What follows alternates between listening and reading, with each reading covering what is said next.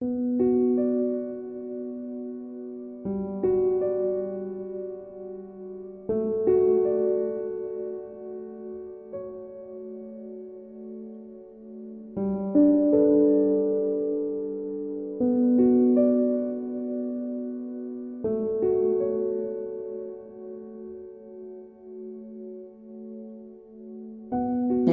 kembali lagi di tempat ini.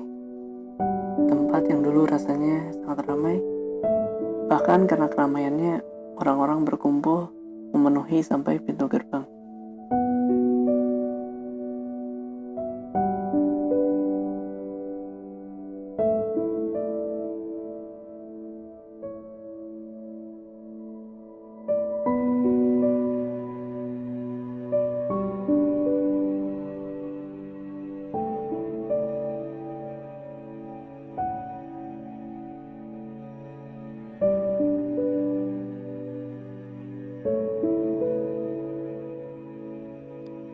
Apa yang mereka lakukan di sini?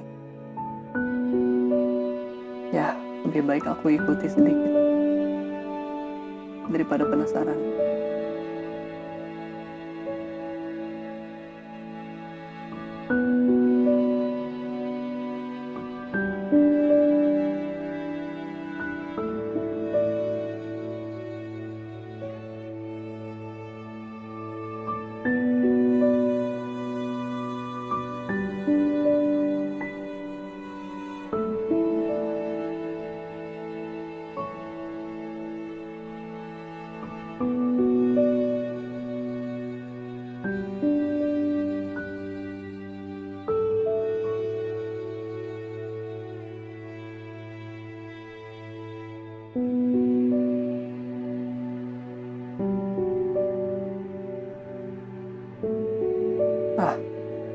Lorong ini membawa kembali ingatan kala itu.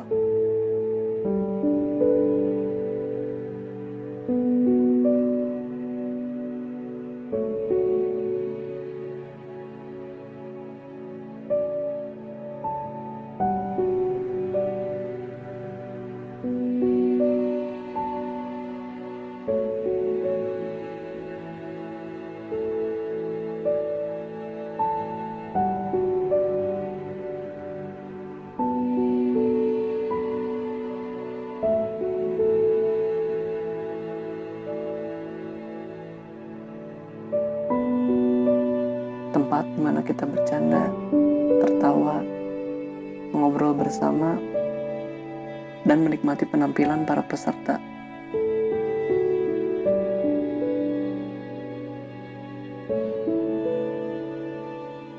Baiklah, aku akan mengecek tempat di mana kita biasanya berkumpul.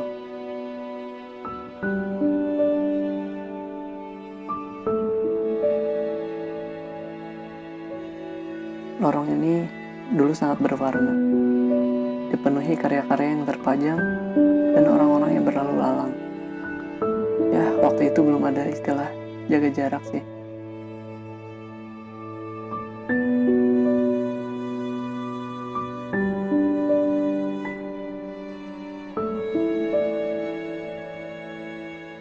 Baiklah, aku akan cari tahu apa yang akan terjadi.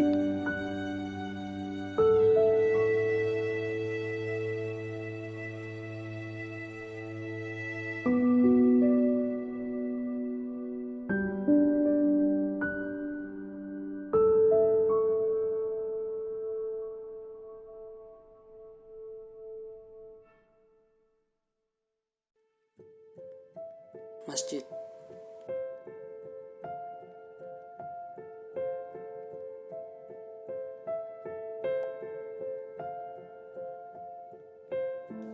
Markas besar umat ini.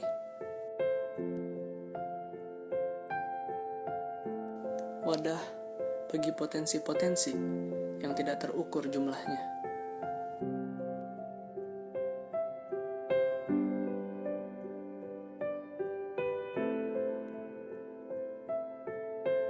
Ketika seluruh pasukan disatukan, tempat ini rasanya sudah seperti tempat yang paling bising sedunia.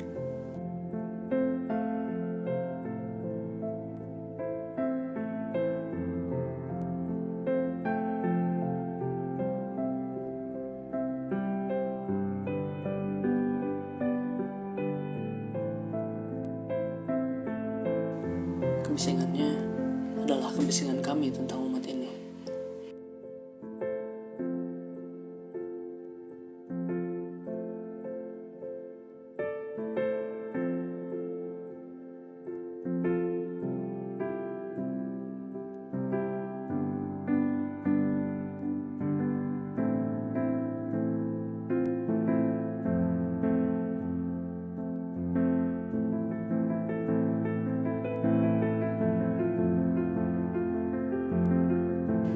Pikiran kami berkelana, lisan kami berusaha mencernanya dengan kata.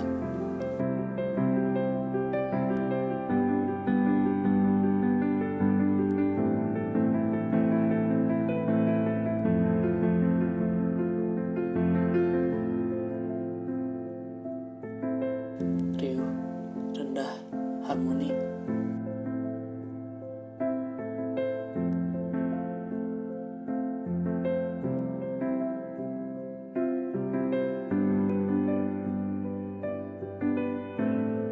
Sebelum semua tempat menjadi sunyi senggang.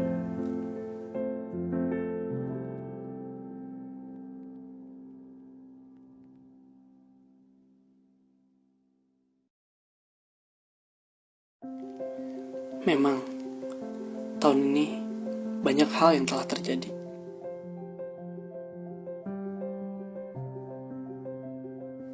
Dan memang, hal-hal dan rencana-rencana, baik yang besar ataupun kecil, menjadi terhambat, memiliki serba-serbi kekurangan.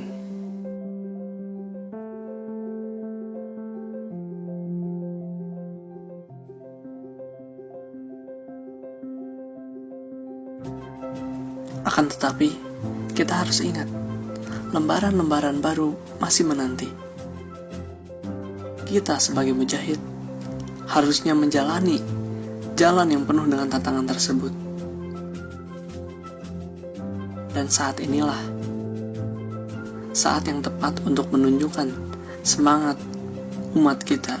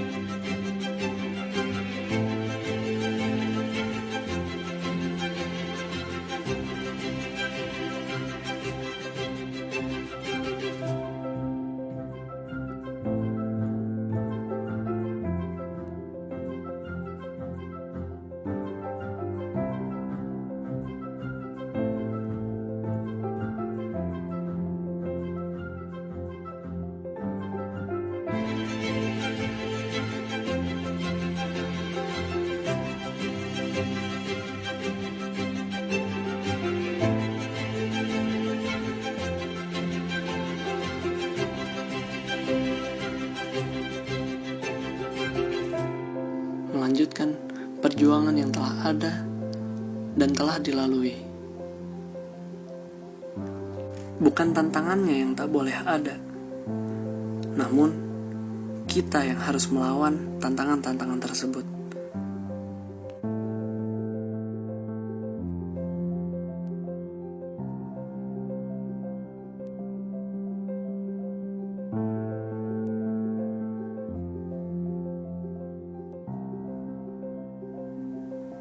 Assalamualaikum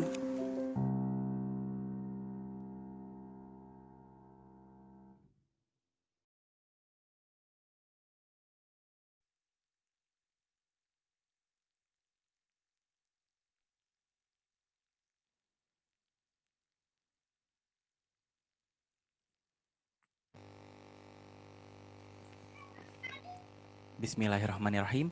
Assalamualaikum warahmatullahi wabarakatuh. Waalaikumsalam warahmatullahi wabarakatuh. Waalaikumsalam warahmatullahi wabarakatuh. Alhamdulillahirabbil alamin wassalatu wassalamu ala asrofil anbiya'i wal mursalin wa ala alihi wa sahbihi ajmain. Amma ba'du. Rabbi shrahli sadri wa yassirli amri wahlul 'uqdatam min lisani yafqahu qawli. Terlebih dahulu marilah kita panjatkan puji dan syukur kehadirat Allah Subhanahu wa taala. Karena berkat rahmat dan karunia-Nya, kita dapat berkumpul di majelis virtual pada kesempatan kali ini.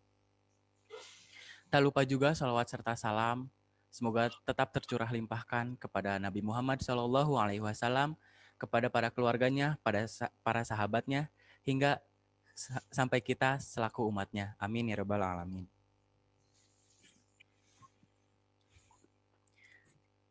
Terima kasih saya ucapkan kepada Kang Setia Furqon Khalid sebagai pemateri yang siap meluangkan waktunya untuk berbagi ilmu, berbagi motivasi untuk kita semua. Yang kedua, terima kasih saya ucapkan kepada pihak sekolah, media partner, DKM Darul Fikri, dan panitia yang telah berperan aktif dalam kelangsungan acara pada kesempatan kali ini. Dan yang terakhir, saya mengucapkan terima kasih kepada seluruh peserta yang sudah hadir pada kali ini. Semoga waktu, tempat, dan tenaga yang telah tercurahkan menjadi berkah. Amin ya rabbal alamin.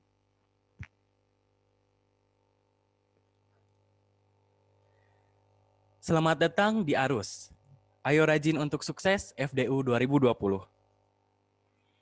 Sebelumnya, izinkan saya memperkenalkan diri terlebih dahulu. Nama saya Bakas Ramadhani dari kelas 12 MIPA 3 SMA Negeri 24 Bandung. Saya di sini bertindak sebagai pembawa acara yang akan memandu acara sampai insya Allah sampai akhir acara.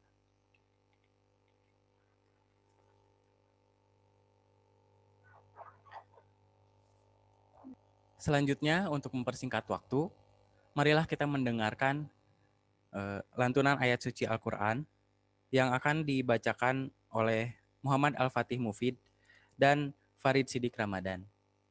Kepadanya, saya silahkan.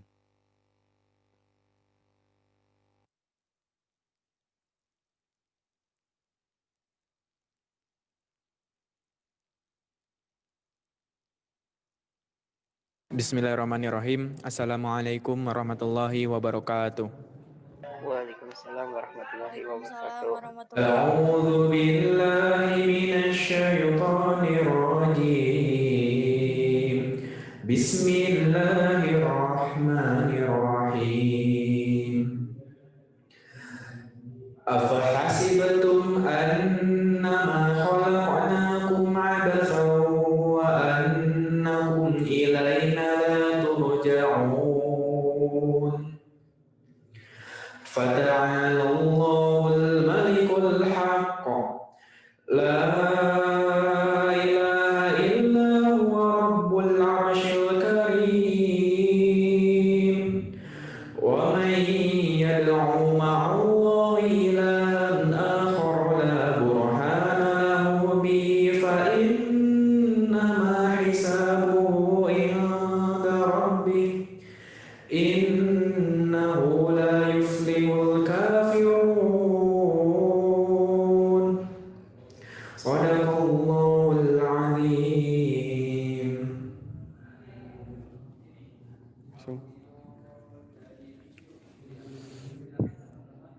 Maka apakah kamu mengira bahwa kami menciptakan kamu main-main tanpa ada maksud dan bahwa kamu tidak akan dikembalikan kepada kami? Maka Maha Tinggi Allah, Raja yang sebenarnya.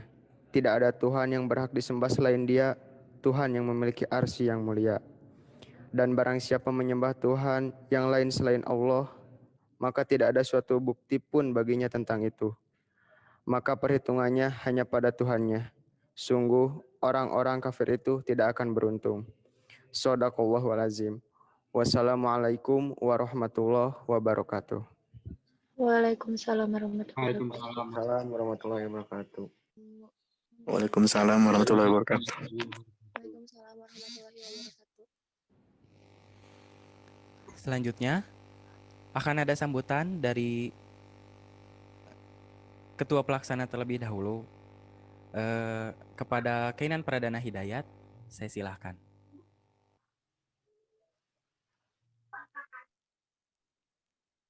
Bismillahirrahmanirrahim. Assalamualaikum warahmatullahi wabarakatuh. Alhamdulillahirabbil alamin wa bihi nasta'inu ala umuri dunya waddin. Wassalatu wassalamu ala asrofil anbiya'i wal mursalin sayyidina wa maulana Muhammadin wa ala alihi washabihi ajmain, amma ba'd. Puji dan syukur mari kita panjatkan kepada Allah Subhanahu wa taala, karena dengan ridhonya kita bisa mengikuti acara hari ini dengan seksama. Salawat serta salam juga selalu tercurah limpah kepada beliau, yaitu Habibana ya Nabi Muhammad sallallahu alaihi wasallam. Yang terhormat Bapak Kepala SMA Negeri 24 Bandung, yang terhormat guru-guru serta staf tata usaha, yang terhormat para pembina DKM Darul Fikri, serta yang saya cintai para peserta Forum Diskusi Umat 2020 Arus. Tidak banyak yang akan saya sampaikan pada kesempatan ini. Yang ingin saya sampaikan adalah saya selaku perwakilan dari Panitia Forum Diskusi Umat 2020 Arus, serta sebagai Ketua Pelaksana dari acara ini sendiri, ingin mengucapkan bahwa kami bangga, kami senang, kami bahagia bisa melayani para peserta Forum Diskusi Umat 2020 Arus pada hari ini. Kami mengharapkan bahwa acara ini bisa juga memberikan sedikit dorongan air, menciptakan sebuah arus untuk menjadikan agama ini dan juga para pemudanya bergerak untuk membuat agama ini menjadi lebih baik, dan menjadi lebih baik lagi sama seperti dulu. Terima kasih. Cukup sekian yang dapat saya sampaikan. Wassalamualaikum warahmatullahi wabarakatuh. Waalaikumsalam. Waalaikumsalam warahmatullahi wabarakatuh.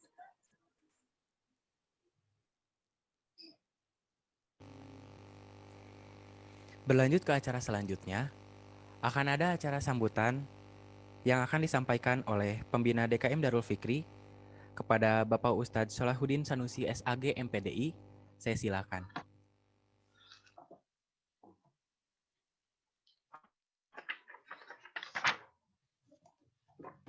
Assalamualaikum warahmatullahi wabarakatuh.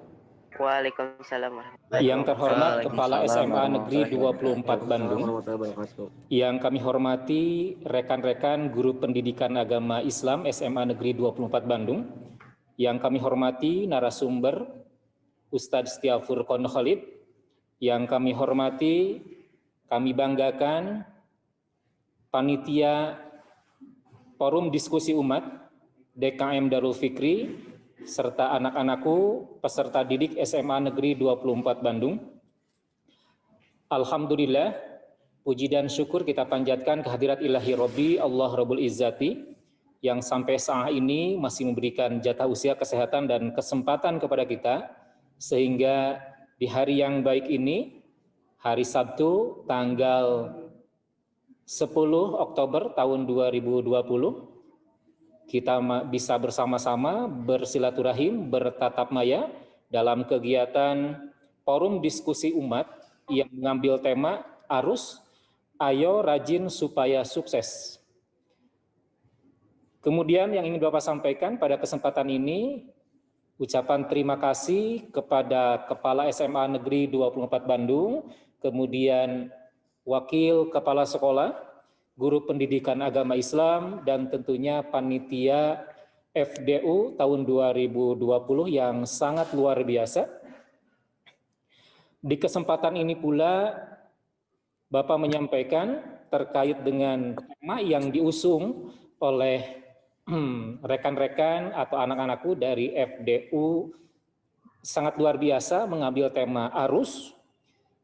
Kita mengetahui kata arus itu di masyarakat itu tidak baik atau negatif katakanlah. Biasanya ada nasihat, apakah itu dari orang tua, dari guru, atau dari masyarakat sekitarnya, jangan ikuti arus begitu kan, karena biasanya itu negatif. Sementara kawan-kawan dari DKM Darul Fikri ini mengambil tema arus kebalikannya. Dan ayo kita ikuti arus. Arus di sini adalah ayo rajin supaya sukses. Ayo rajin supaya sukses berarti ada dua kata, ayo rajin. Ini adalah ajakan yang positif. Rajin di sini anak-anakku, seluruh peserta Zoom Meet FDU, kita harus rajin. paling tidak rajin dalam dua hal. Yang pertama, rajin beribadah, kita selaku muslim yang taat tentunya, karena Allah Subhanahu wa taala ketika menciptakan kita semua memiliki tujuan yang utama adalah wa ma khalaqtul jinna wal insa illa liya'budun. Tidak lain adalah untuk beribadah kepada Allah Subhanahu wa taala. Tidak ada pilihan selain kita rajin beribadah. Kemudian yang kedua, kita rajin belajar tentunya. Karena kita seorang pelajar, seorang yang tentunya ingin ditingkatkan derajatnya oleh Allah Subhanahu wa taala, tentunya kita harus rajin belajar. Apalagi Islam menjunjung tinggi terkait dengan belajar atau talabul ilmi.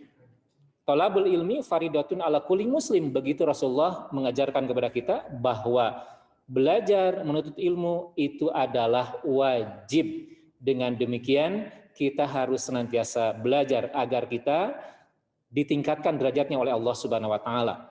Pesan untuk narasumber Al-Ustadz Setiafur Konholid, mohon bimbingannya, mohon motivasinya kepada anak-anak kami agar anak-anak kami selalu rajin beribadah, selalu rajin dalam belajar sehingga mereka mencapai kesuksesan.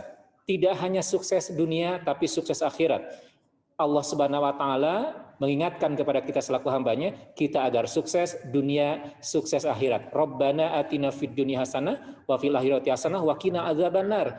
Itu adalah doa yang senantiasa kita panjatkan agar kita meraih sukses, bahagia dunia dan akhirat. Barangkali itu saja yang disampaikan.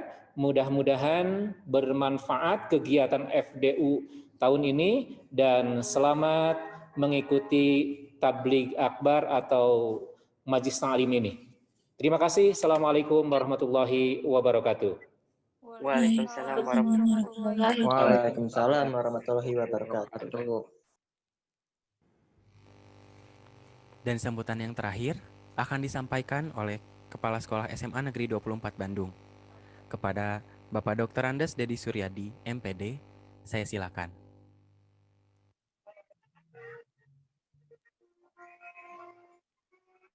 Bismillahirrahmanirrahim. Assalamualaikum warahmatullahi wabarakatuh. Waalaikumsalam warahmatullahi wabarakatuh. Wassalamualaikum ala asrofil anbiya wa mursalin wa ala alihi wa sahbihi ajmain. Yang terhormat Bapak Pembina DKM Masjid Darul Fikri, kemudian yang Bapak cintai dan Bapak banggakan tentunya para siswa dan siswi SMA Negeri 24 Bandung. Pada kesempatan ini sangat berbahagia sekali karena akan diadakan suatu forum diskusi umat yang akan dilaksanakan oleh SMA Negeri 24 Bandung, yang ini sebetulnya merupakan kegiatan turun-menurun yang sangat luar biasa bagus. Dan mudah-mudahan ini juga menjadi satu mempunyai dampak yang baik terhadap perkembangan dunia ilmu pengetahuan, baik dalam bidang pendidikan, kerohanian maupun bidang-bidang yang lainnya. Forum diskusi umat ini luar biasa. Yang dibicarakan dalam kegiatan ini adalah merupakan kegiatan-kegiatan yang berhubungan dengan kegiatan rohaniah. Nah, oleh karena itu mudah-mudahan ini juga berdampak pada para siswa untuk meniti karir secara kualitas. Kemudian tema pada saat ini yaitu ayo rajin supaya sukses. Dan pesan dari Bapak tentunya ayo belajar dan ayo rajin ibadah agar Anda meraih sukses dunia dan akhirat. Demikian yang bisa Bapak sampaikan. Terima kasih. Dengan ucapan Bismillahirrahmanirrahim, forum diskusi umat di DKM Darul Fikri SMA Negeri 24 Bandung secara resmi dibuka.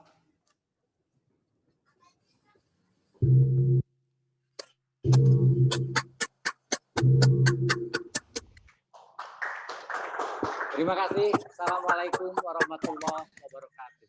Waalaikumsalam warahmatullahi wabarakatuh.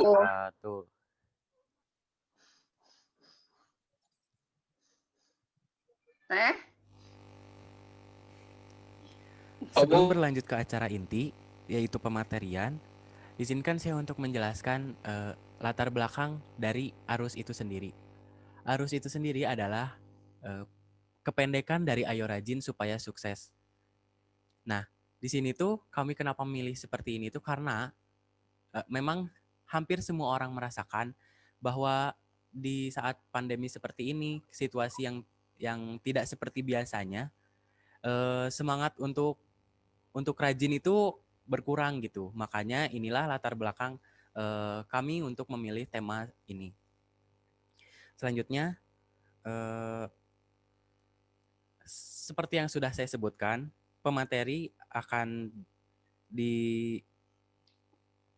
adalah Kang Setia Furqon. Beliau adalah motivator, penulis buku, salah satunya adalah Jangan Jatuh Cinta Tapi Bangun Cinta, founder kelas jodoh, dan owner dari Setia Corp. Maka dari itu, kita sambut dengan meriah kepada beliau, Kang Haji Setia Furqon Khalid, MPD CHT CI. Saya silakan.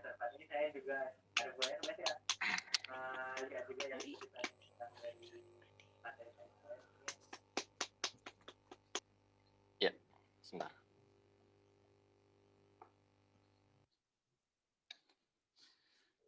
Oke, kedengeran nggak? Ya. Terdengar, Kang. Oke, bismillahirrahmanirrahim. Assalamualaikum warahmatullahi wabarakatuh. Waalaikumsalam warahmatullahi wabarakatuh. Sehat semua ya. Alhamdulillah sehat. Hatur nuhun, Alhamdulillah sehat. Alhamdulillah. Kepada Bapak Kepala Sekolah yang saya hormati, pada Kepala Ketua Pembina DKM yang saya hormati, pada para guru, para staf, ya, entitas dari SMA 24 Bandung yang saya hormati, juga pada para sahabat di DKM Darul Fikri yang saya cintai, juga yang saya banggakan, sahabat-sahabat sekalian.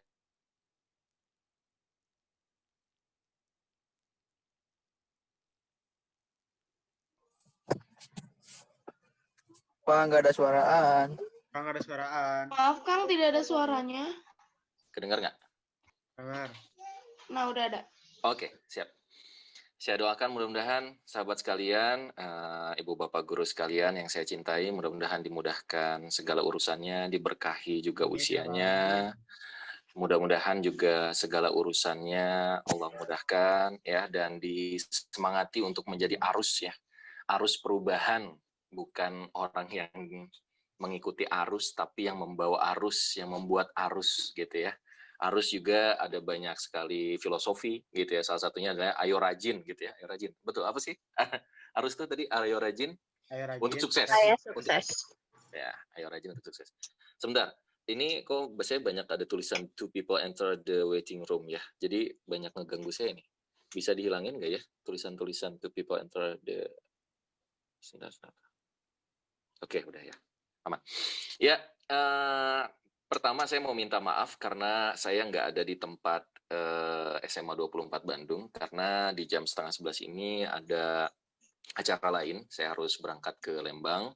Terus nanti jam 2 juga ada ngisi lagi di Zoom meeting yang lain gitu ya. Jadi bagi-bagi waktu, bagi-bagi tempat, tapi insya Allah tidak mengurangi esensi dari pertemuan kita ya.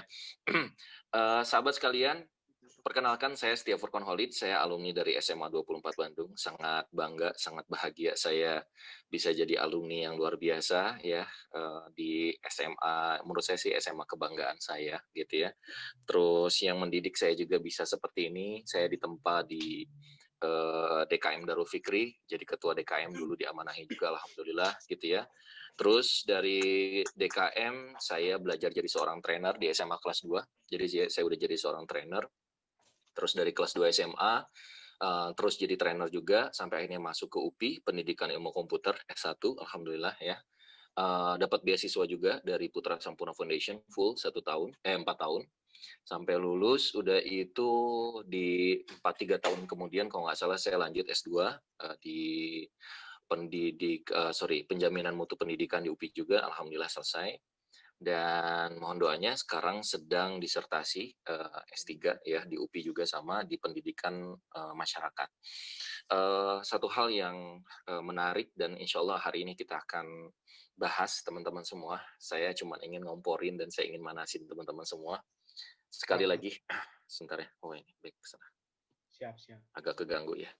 Jadi kalau ada yang masuk itu langsung nampil gitu ya Kang ya. Jadi ngeganggu pandangan saya. Nggak apa-apa ya. Ada bisa diakalin nggak admin ya? Tolong dibantu. Jadi teman-teman semua ada yang menarik dari perubahan gara-gara pandemi ini. Semua cara berubah. Dan hati-hati orang yang tidak bisa berubah dia akan mati menurut saya ya. Hati-hati.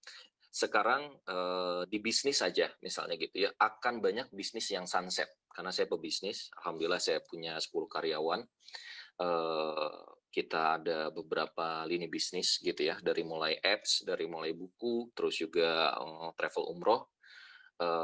Sekarang kita menuju ke agrowisata, doakan juga mau buat sekolah juga gitu ya, dan beberapa bisnis yang lain. Jadi satu hal yang menarik gitu ya dari hal-hal ini adalah siapa dia yang nggak mau berubah, salah satunya adalah metode belajarnya, maka dia akan mati. Sekolah, hati-hati yang nggak mau berubah akan siap-siap untuk ditinggalkan. Universitas yang cuman gitu-gitu aja akan ditinggalkan. Hari ini pelajar atau mahasiswa atau siapapun Anda atau juga orang tua yang nggak mau belajar gitu ya, yang nggak mau berubah akan mati. Saya sebenarnya ingin ngasih hadiah buat teman-teman, tapi saya bukunya nggak dibawa. Nanti saya mau kasih hadiah, tapi tolong dijawab di chat ya. Yang jawab paling cepat dan benar akan saya kasih hadiah. Satu buku saya judulnya Jangan Kuliah Kalau Nggak Sukses. Siap-siap ya, chatnya aktifkan. Coba saya mau tanya sama teman-teman semua. Apa yang menyebabkan, tahu dinosaurus kan ya, katanya dinosaurus itu punah ya. Nah kira-kira, nggak usah dijawab di kata-kata, tapi di chat saja. Kira-kira apa sih yang membuat dinosaurus itu punah? Silahkan Anda jawab di chat sekarang juga, biar kita ada interaksi ya. Raffi Zaidan, ya Raffi Zaidan, Anda dapetin buku saya ya, karena Anda yang pertama ya. Tolong panitia dicatat, nanti insya Allah dari kantor kita akan kirim hari Senin ya. Minta alamatnya lengkap, nanti panitia akan menghubungi saya, nanti saya akan kasih. Betul. Kenapa nggak bisa berubah? Karena dia nggak mau beradaptasi. Jadi ceritanya bukan karena meteor, bukan. Pohonan adalah sumber makanan dinosaurus. Nah, dinosaurus nggak mau makan yang karena itu kayak kita lah gitu ya. Saya kemarin baru pulang dari Turki sekitar 2 minggu yang lalu. Alhamdulillah walaupun pandemi tapi kita pakai protokol kesehatan. Saya ke Turki gitu ya. Wah, nggak kuat banget gitu karena makanannya beda banget gitu ya. Makanannya itu keju, makanannya itu minyak zaitun gitu ya. Terus juga rotinya kering gitu, jarang nasi gitu. Akhirnya saya agak malas banget gitu ya, karena akhirnya kita bawa Magicom walaupun yang kecil gitu ya, untuk 4, saya dan 2 tim juga suaminya. Jadi 4 orang yang bareng sama kita gitu. Dan itu berat banget karena kalau kita nggak persiapan nasi gitu ya, di sana jarang nasi gitu. Sekalinya ada nasi, nasinya beda gitu. Nah mirip sama dinosaurus. Ya, dinosaurus itu mati karena dia nggak mau berubah.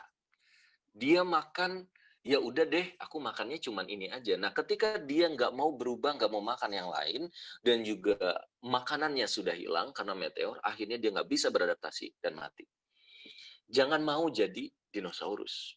Nah, banyak sekarang anak-anak muda yang seperti dinosaurus.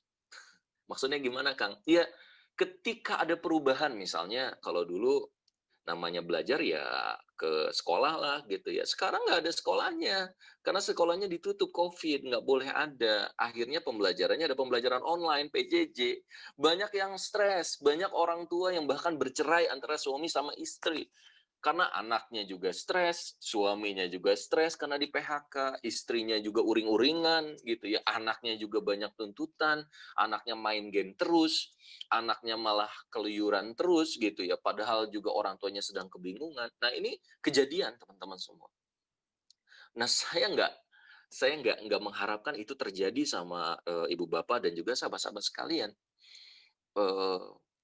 Kenapa? Karena kalau kita itu berpikir belajar itu cuma di sekolah, maka setelah lulus sekolah atau lulus kuliah, kita nggak akan belajar lagi. Saya di pendidikan masyarakat ada konsep namanya lifelong learning. Gitu ya. Kalau dalam Islam ada madal hayah. Ya, bagaimana kita belajar dari mulai balita, bahkan dari mulai lahir sampai mati, kita terus belajar. Kalau belajar cuma karena sekolah, maka ketika sudah tidak sekolah, kita nggak akan belajar lagi. Maka seorang yang sukses, yang punya arus yang bagus, adalah dia yang siap beradaptasi dengan kemungkinan yang terjadi. Saya seorang pengusaha, saya lihat banyak teman-teman saya yang stres hari ini. Karena banyak usahanya yang akhirnya tutup, banyak yang tidak mau berubah, banyak yang biasanya jualannya offline, nggak mau pindah ke online, nggak mau belajar Instagram, nggak mau belajar Ads, nggak mau belajar Google. Saya belajar, dan saya ingin menjadi orang yang terus belajar dan terus haus ilmu. Bahkan kalau kita tahu ada mendiang Steve Jobs gitu ya, seorang yang legend karena dia mendirikan sebuah platform luar biasa berupa iPhone gitu ya, dan yang lain gitu ya, dengan brand Apple-nya gitu. Dia pernah ngomong stay foolish. Jadilah orang yang selalu merasa bodoh bukan masa bodoh ya, merasa bodoh gitu. Jadi merasa dirinya ingin terus belajar. Karena kenapa sih kita jadi sok pintar gitu ya? Karena kita jarang belajar, karena kita merasa dirinya udah hebat gitu. Saya walaupun udah S3, saya belajar. Saya buat podcast ya, teman-teman nanti bisa hadir di podcastnya saya gitu ya. Kalau Anda punya inspirasi, Anda punya sesuatu yang bisa di-sharingkan. Saya buat podcast namanya Setia Talks, teman-teman bisa cek di YouTube. Malam tadi sudah ke 10 mungkin ya, 10 orang yang di podcast, Masya Allah gitu, orang-orang hebat semua. Dari sana saya belajar gitu ya. Ada Kang Hari Firmansyah yang dulu dia miskin sekali. Orang tuanya pernah kaya lalu jatuh miskin. Lalu ternyata beliau terus belajar bagaimana caranya dia bisa keluar dari kemiskinan itu. Dia akhirnya bisa ke Hong Kong. Dia juga awalnya mengeluh tapi akhirnya bangkit jadi seorang motivator, jadi seorang pengusaha dan yang lain. Nah, itu berarti mau berubah gitu ya. Perusahaan-perusahaan sekarang yang nggak mau berubah mati. Dan sama ketika Anda, mau itu anak muda, mau itu orang tua, kalau nggak berubah, mati. Teman-teman mungkin tahu Deddy Kobuzer gitu ya. Saya suka memperhatikan Deddy ini lucu banget gitu ya, di luar kontroversinya gitu ya. Dulu dia magician. Dari magician dia berubah gitu ya, jadi seorang host, bahkan mau dibilang motivator gitu kan. Dari sebulan host, motivator, dia berubah lagi menjadi seorang podcaster, YouTuber gitu ya. Tapi mungkin banyak orang yang bilang, lu mah nggak jelas brandnya, lu mah berubah-berubah terus. Tapi menurut saya, dibandingkan artis-artis yang lain, dibandingkan orang-orang yang lain yang sama selevel sama beliau, dialah orang yang paling adaptif. Dialah orang yang paling mau berubah dan serius dalam perubahannya. Maka ini penting sekali teman-teman semua. Kalau kita pikir belajar itu cuman ada di, mohon maaf ya, di dalam benteng-benteng sekolah, dalam kelas-kelas yang ditutup dengan pintu, maka kita nggak akan pernah jadi orang yang semangat belajar. Saya sering keliling Indonesia, mengisi training atau juga jalan-jalan, traveling. Kemarin kita pulang dari Padang, luar biasa, ada spirit yang membuat saya jadi makin semangat untuk belajar. Ada namanya Buya Hamka, seorang ulama, seorang cendekiawan yang sangat dicintai bukan cuma di Indonesia, bukan dihargai di Indonesia saja, sampai bahkan di luar negeri. Beliau lulus SD aja enggak, tapi beliau ahli bahasa, banyak bahasa, beliau juga punya banyak karyanya, beliau juga menginspirasi banyak orang untuk terus berkarya, dan berkarya. Nah, pertanyaannya adalah bagaimana dengan kita? Waktu saya aja telat gitu, teman-teman. Buku pertama, alhamdulillah sekarang saya udah ada 15 buku yang saya terbitkan sendiri gitu ya. Alhamdulillah rata-rata semuanya bestseller gitu.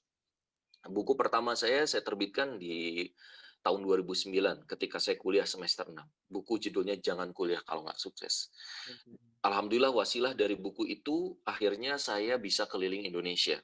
Ribuan jam training saya isi, bahkan sudah masuk ke 1 juta alumni di seluruh Indonesia. Karena sekali training 5.000 orang, 5.000 orang, 3.000 orang gitu ya. Hampir di seluruh Indonesia yang belum mungkin cuma NTT sama Manado gitu ya, sama apa lagi ya? Ya kurang lebih cuma itu ya.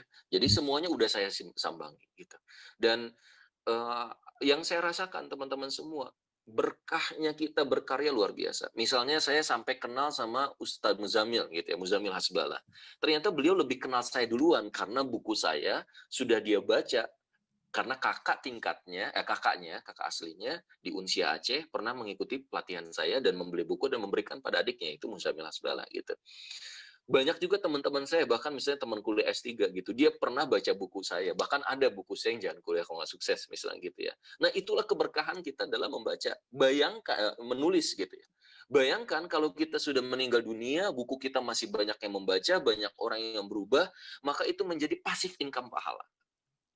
Maka saya selalu semangat ini, teman-teman yang senang nulis gitu ya, ayo tekadkan. Bukan cuma masalah tentang dikenal orang, bukan cuma masalah dapat fee berapa, dapat royalti berapa, itu mah terlalu gampang. Yang terpenting adalah bisa nggak kita bisa jadi jalan hidayah bagi orang, bisa nggak kita jadi jalan perubahan bagi orang, gitu ya. Maka saya selalu semangat kalau ada orang yang nanya sama saya, Kang Furkon, dengan kesibukan selama ini gitu ya, harus ngisi, harus ini. Kang Furkon gimana sih manage waktunya? Apakah capek atau gimana? Enggak lah. Saya sebagai seorang suami dari istri saya juga seorang ayah dari 3 orang anak saya gitu ya. Saya juga adalah seorang anak dari ayah ibu saya adalah seorang pimpinan dari karyawan saya adalah seorang sahabat dari sahabat saya juga adalah seorang menti dari mentor saya adalah seorang mentor dari menti saya. Itu saya lakukan dan alhamdulillah saya bisa jalan-jalan, saya bisa apa. Maka yang terpenting bukanlah tentang kesibukan kita. Bahkan saya suka bilang, kalau ngasih amanah itu jangan ke orang yang nyantai, karena orang santuy mah biasanya memang santai. Kasih amanah tuh ke orang yang sibuk gitu. Misalnya nih anak DKM ya, dia sibuk jadi ketua DKM misalnya atau jadi sekretaris, jadi apa. Kasih amanah ke orang kayak gitu. Kenapa? Karena dia paham arti waktu. Jadi kalau ceritanya gitu ya, saya masih ingat rumah saya dulu di Jatinangor. Biasanya kalau ke SMA 24 itu kalau nggak dianterin pakai motor ayah saya boncengan gitu ya, atau pakai angkot, atau juga pakai kalau mau cepat 15 menit pakai elep. Kecepatannya mungkin 150 km per jam ya. Pokoknya kayak buruk lah gitu. Nah, yang lucu adalah dalam perjalanan itu Yegalmi 24. Oke, ada yang bocor ya? Bisa dimatikan, di unmute dulu yang lain. Oke. Yang lucu adalah gitu, dalam perjalanan itu saya suka biasanya standby dengan kalau dulu namanya MP3 player karena handphone nggak secanggih sekarang ya. MP3 player, di sana saya dengerin radio atau saya dengerin murotal Al-Quran gitu ya. Saya juga dengerin Al-Maksurot dalam perjalanan. Dan selalu saya siapkan buku untuk saya baca. Jadi misalnya di angkot banyak orang tuh yang suka ngelihat Furkon tuh pasti ada di posisi di depan angkot ya. Maksudnya di pinggirnya supir, siap dengan buku, kalau ngantuk tidur. Jadi banyak orang yang lihat oh Furkon tuh ketiduran tuh di angkot gitu ya. Karena itulah waktu saya tapi produktif gitu ya. Saya biasa pulang asar atau menuju maghrib gitu ya, karena harus ngurus ini dulu, ngurus organisasi atau ngerjain tugas gitu ya. Dan saya nikmatin proses itu gitu. Nah, sama dengan teman-teman semua, ingat kita punya 24 jam yang sama. Kalau kita mau jadi arus yang bagus, kalau kita mau rajin, maka efektifkan. Nah, insya Allah hari ini kita akan kasih tips buat teman-teman semua, gimana jadi orang yang tetap rajin dan produktif saat pandemi ya. Yang pertama, teman-teman semua, jadilah orang pembelajar dimanapun, kapanpun, pada siapapun. Ya, saya ulangi lagi. Yang pertama adalah jadilah orang insan pembelajar dimanapun, kapanpun, dan siapapun, kepada siapapun. Saya kemarin dengan istri jalan-jalan ke Bali karena istri waktu itu ulang tahun milad gitu ya. Jadi saya kasih hadiah, saya jalan-jalan berdua, nggak bawa anak gitu. Jalan-jalan tapi bukan cuma jalan-jalan, bukan cuma untuk membahagiakan istri, tapi saya belajar. Ada sekolah alam terbaik di dunia di sana, namanya Green School. Saya belajar di sana gimana caranya buat sekolah yang luar biasa. Biaya per tahunnya itu per anak itu 200 juta sampai 300 juta gitu ya. Yang hadir yang jadi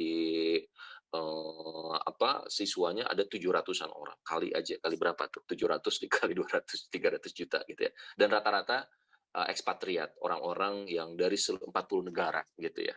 Jadi bule-bule dan dia bilingual school gitu. Menarik banget gitu ya. Saya belajar juga pulang dari Turki, saya langsung belajar ke teman saya. Dia punya pesantren yatim, dia ada agrowisatanya dan yang lain. Saya belajar juga gitu ya. Bahkan ke orang yang gagal sekalipun saya belajar. Misalnya dia ketipu, dia rugi, dia juga pernah punya kesalahan. Saya belajar. Kenapa? Dengan kita belajar dari orang, efektif hidup kita. Nggak harus kita gagal seperti mereka. Saya punya nanti yang kedua ya itu ya. Jadi kita harus belajar dengan siapapun. Belajar ke siapa, Kang? Saran saya belajar itu ada dua. Yang pertama ke buku, yang kedua kepada orang yang ahli di bidangnya atau seorang mentor atau seorang coach gitu ya. Jadi kalau teman-teman memahami gitu ya, seorang yang hebat itu pasti dia punya coach. Misalnya petinju, pasti dia punya coach.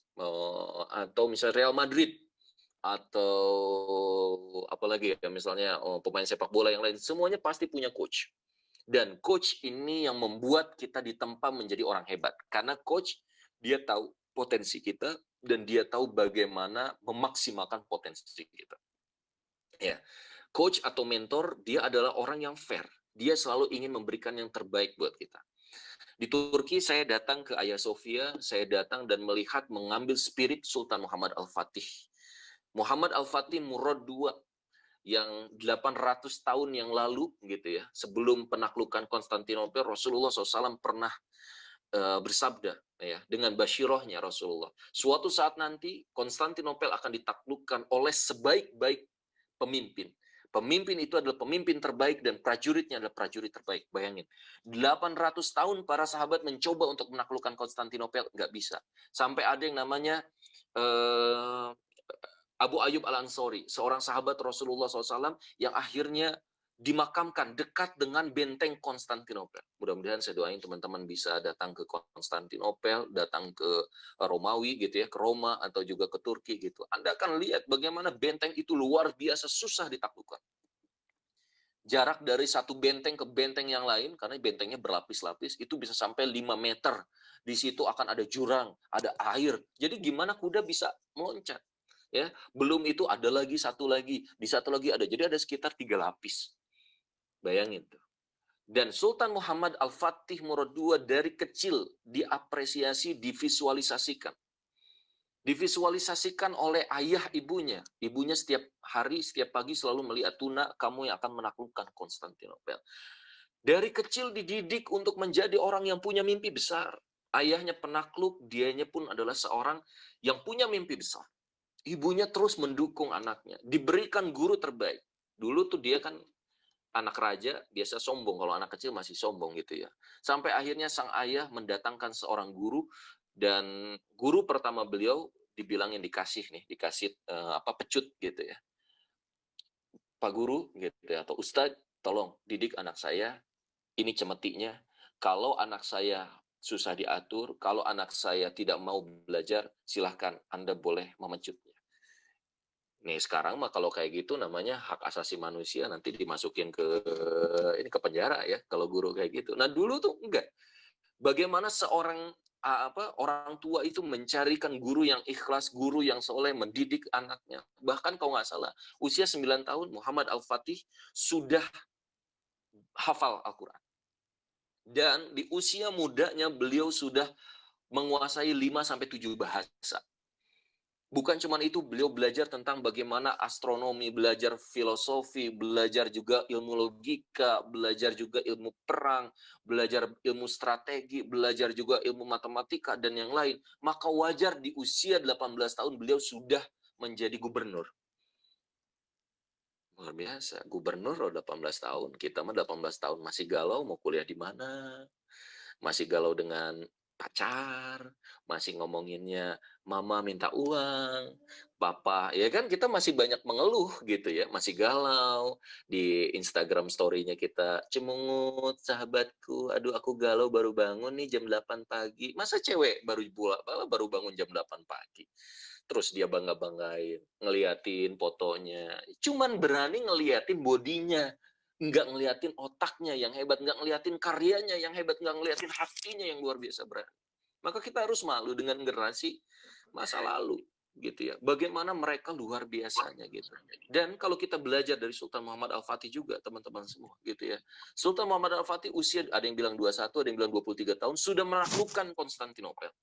Di usia yang sangat muda dengan membawa 250.000 pasukan. Bayangin, itu pasukan adalah pasukan terbaik. Ada yang masuk nih suaranya. Sebentar, panitia bisa bantuin. Di mute dulu ya. Udah teh 100.000. Oke, di mute aja. Ya. Jadi banyak banget gitu ya orang-orang yang nggak paham ini gitu. Sultan Muhammad Al-Fatih mengajarkan pada kita bagaimana jadi orang yang benar-benar punya semangat di usia muda. Kasarnya gini nih, saya tanya sama teman-teman semua, kira-kira nanti di usia Anda lulus SMA mau jadi apa? Di 5 tahun yang akan datang, Anda mau jadi apa? Apakah kontribusi terbaik Anda buat bangsa? Jangan ngomongin buat bangsa dulu ya, buat keluarga deh. Saya punya kelas jodoh, satu aplikasi untuk ngasih ilmu tentang bagaimana dapetin jodoh secara Islami, dan alhamdulillah ada juga navigasi jodoh di mana mereka bisa ta'aruf sesama member. Sudah ada 500 lebih member sama member yang nikah dan ribuan member sama non-member yang nikah. Sudah ada 12.000 alumni kita, jadi sudah ada 12.000 member di seluruh Indonesia bahkan luar negeri dengan lewat aplikasi apps ini, dan sudah banyak yang terbantu gitu ya. Dan saya mengevaluasi, kenapa sih banyak cowok-cowok yang nggak pada siap nikah gitu ya? Ya karena mereka nggak pernah dididik kemandirian. Waktu Anda SMA masih minta sama orang tua kan? Sekarang waktu PJJ masih minta sama orang tua kan? Ya. Sekarang pertanyaan saya, mau Anda SMA, mau Anda mahasiswa, kapan Anda mandiri? Bisakah kita untuk menjadi orang yang mandiri dan siap dengan resiko-resiko dalam kehidupan kita? Kalau teman-teman tahu, di usia teman-teman balik, tahu balik itu mimpi basah kalau untuk cowok gitu ya, kalau ceweknya head. Kira-kira usia berapa ya? 12 tahun, 13 tahun. Di usia 12-13 tahun, harusnya teman-teman tuh udah balik dan sudah akil, jadi akil balik.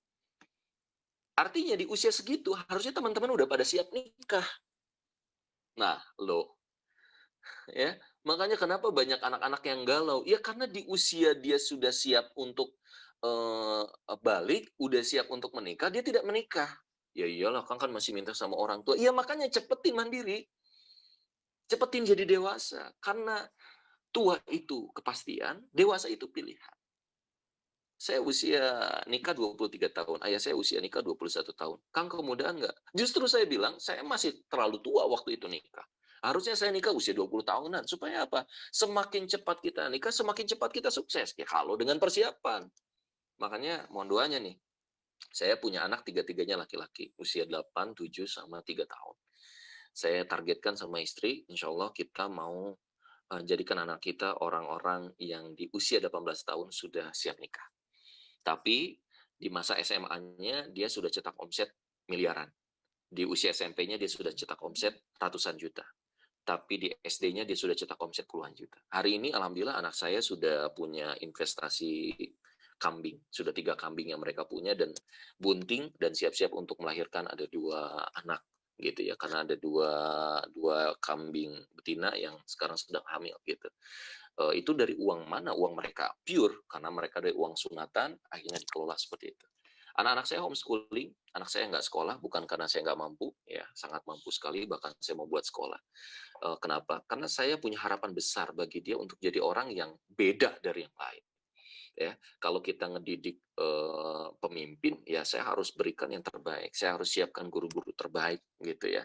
Supaya apa? Supaya mereka belajar jadi orang yang beda dari yang lain. Sederhananya gini, di usia mereka masih 7 tahun, 8 tahun, saya didik mereka dikasih uang, digaji setiap harinya, tergantung dari apa yang mereka lakukan. Jadi mereka itu kerja. Misalnya cuci piring 2.000, nyapu-nyapu 2.000, ngepel 2.000, bantuin adik dimandiin 2.000. Ya, tapi kalau marah, membuat adik marah, minus 2.000. Mereka belajar hitung-hitungan. Yang lain anak SD kelas 1, 1 tambah 1 kelamaan. Pertanyaan, kalau saya suka ngedidik mereka, nak, kalau 1 triliun dikurangi 500 miliar, berapa ya, nak? Jadi hitungannya udah bukan lagi hitungan yang 1 tambah 1, kelamaan. Gitu ya. Kenapa? Karena harus punya mimpi besar. Kalau sekarang anak-anak terbiasa dengan mimpi yang kecil, yang remeh, maka kita terbiasa dengan melakukan hal remeh.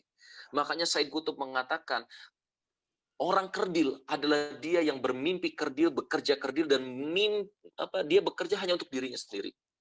Udah lulus SMA, terus kuliah, terus kerja, terus dia nikah, terus punya anak, terus juga punya rumah, punya mobil, punya motor, hidup bahagia, mati deh. Sayang banget. Kayaknya gajah juga bisa. Ya kan? Ya nggak sekolah, tapi kan bisa. Kalau cuma untuk nikah, punya anak mah gampang gitu loh. Maka Said Qutb mengatakan, orang besar adalah dia yang berpikir untuk banyak orang. Hidupnya besar dan matinya banyak orang yang mendoakan dirinya. Maka sebelum kita buka nanti sesi tanya jawab, pertanyaan saya adalah, kalau Anda mau jadi orang yang sukses, setelah tadi yang pertama kita harus belajar dimanapun, kapanpun, dengan siapapun. Yang kedua adalah, apa mimpi Anda? Apa mimpi besar Anda? Apa kontribusi besar Anda? Bukan cuma untuk keluarga, tapi untuk bangsa, buat agama. Doakan, saya ingin mengubah peta pendidikan Indonesia. Saya harus buktikan dulu. Saya jadi doktor, saya buktikan dulu buat sekolah yang beda dari yang lain. Yang bisa jadi solusi, biar orang-orang punya leadership, punya entrepreneurship. Sehingga anak-anak muda, laki-laki udah siap menikah di usia muda, tapi bisa menjadi pemimpin di masa yang sangat muda. Dan dia bisa berkarya luar biasa. Jangan kalah teman-teman sama orang-orang di masa lalu. Saya datang ke reruntuhannya Romawi, ya, namanya Pamukkale dan juga Kusadasi. Di situ saya lihat reruntuhan Romawi. Mereka punya bangunan yang lebih hebat dibandingkan kita. Dari bebatuan diolah, diracik, bagaimana bentengnya menjadi luar biasa. Mereka udah lebih hebat dibandingkan kita, tapi mereka sombong, Allah hancurkan. Kenapa kita yang yakin sama Allah, kita sholat, tapi kenapa karya kita jauh dari orang-orang yang jauh dari Allah? Harusnya kita buktikan, Muslim adalah dia yang berprestasi, Muslim adalah dia yang kece, Muslim adalah dia yang bisa menjadi leader, harus dia yang menjadi arus kebaikan, arus perubahan. Dia menjadi seorang pelopor dalam kebaikan di rumah tangganya, di kehidupan masyarakatnya. Ini yang insya Allah jadi semangat dan spirit buat kita semua. Masih banyak sebenarnya yang ingin saya sampaikan ya teman-teman semua. Kalau ngomong saya bisa sampai 2 jam, 3 jam, nggak akan selesai gitu ya. Ini adalah keresahan saya buat teman-teman semua. Dan terakhir mungkin ya, yang terakhir adalah kalau Anda mau jadi orang yang efektif dan menjadi arus perubahan yang bagus adalah harus berani untuk beda. Karena kalau ada telur yang sama, maka telur emaslah yang akan dilihat orang. Jadilah orang yang beda tapi dalam kebaikan. Saya Furqon, saya pembeda. Ketika yang lain berani, saya takut. Ketika yang lain takut, saya berani. Ketika di pandemi ini banyak orang yang nggak mau melakukan sesuatu, justru saya ngebangun kos-kosan, saya beli tanah berhektar-hektar, gitu ya. Saya lakukan sesuatu yang beda dari yang lain. Ketika yang lain pada berani, ada investasi ini menggiurkan. Banyak orang yang kehilangan triliunan, triliunan loh, karena gara-gara investasi bodong, gitu ya. Tapi saya jadi orang yang ketakutan, karena saya tahu too good to be true. Nah, sahabat sekalian, menjadi beda mungkin aneh. Menjadi beda mungkin diketawain orang. Tapi ingat, orang-orang yang dulu ditertawakan, dialah yang hari ini menjadi orang-orang yang dipuji oleh banyak orang. Rasulullah ditertawakan dulu. Rasulullah dilecehkan. Tapi hari ini miliaran orang mengaku dia adalah umat Nabi Muhammad SAW. Saya Stefan Walid, insya Allah kita akan lanjutkan ke sesi tanya jawab. Assalamualaikum warahmatullahi wabarakatuh. Waalaikumsalam. Waalaikumsalam warahmatullahi wabarakatuh.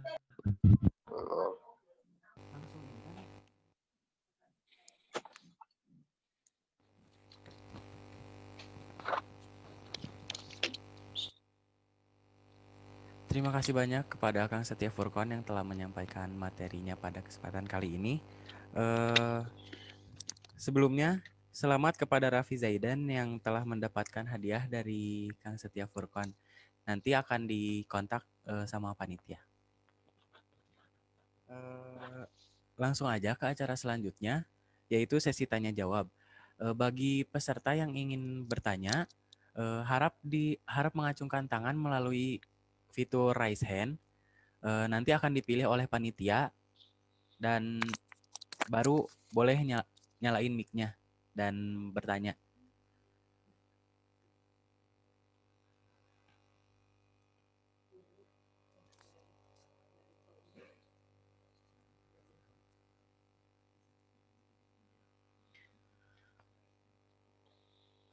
Untuk cara raise hand-nya ada di pojok kanan bawah titik 3 yang ada tulisan more-nya, baru di situ nanti ada tulisan raise hand. Tinggal pencet aja.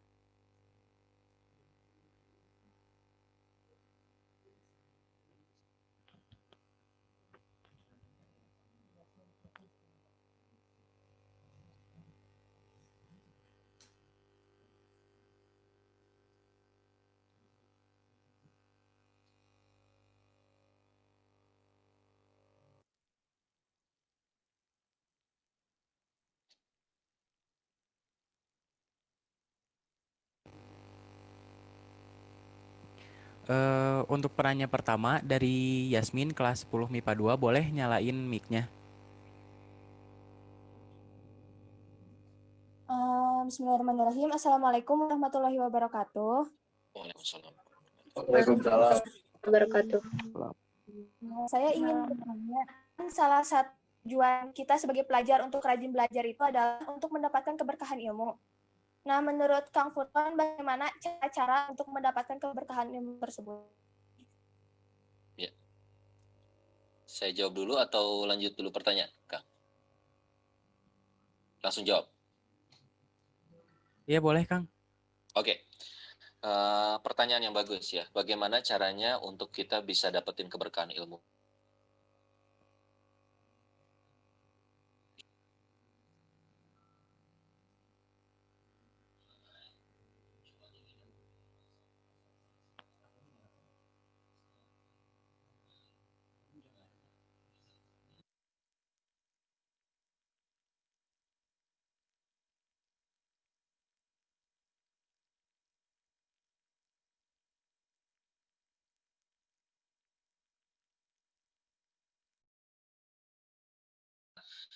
Harus punya yang namanya takzim sama guru.